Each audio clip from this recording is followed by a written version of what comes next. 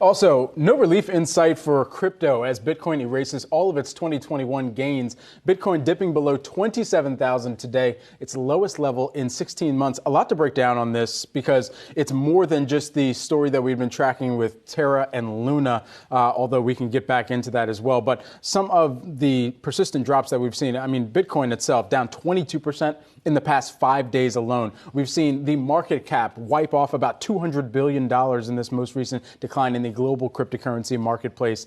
And the big difference that I'm considering in this crypto winter, as we heard that talked about on Coinbase's investor relations call, or their earnings call rather, after this most recent earnings report, is the crypto winter this year having so many more companies that have Bitcoin on their balance sheet.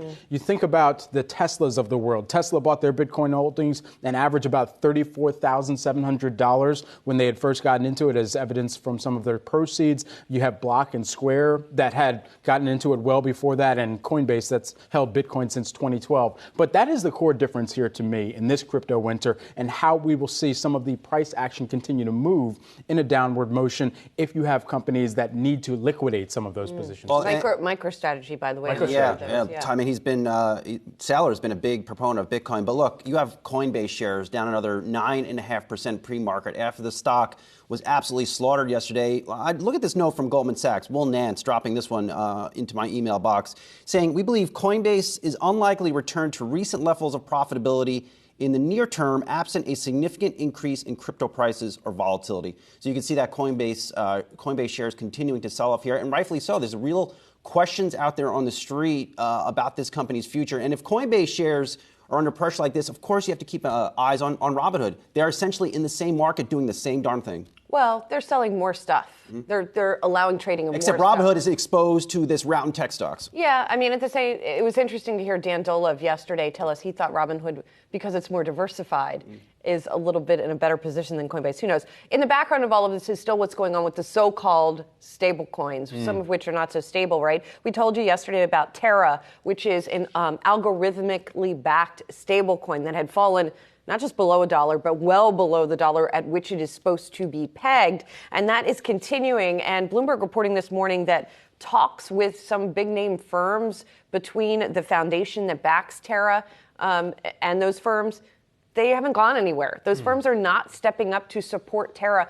The Terra Foundation, which backs this and has a bunch of Bitcoin to try to spend its reserves on shoring this thing up, has not been terribly successful. And then Tether, the biggest stable coin, saw its prices fluctuating below $1 as well. You can see right now it's at 99 cents.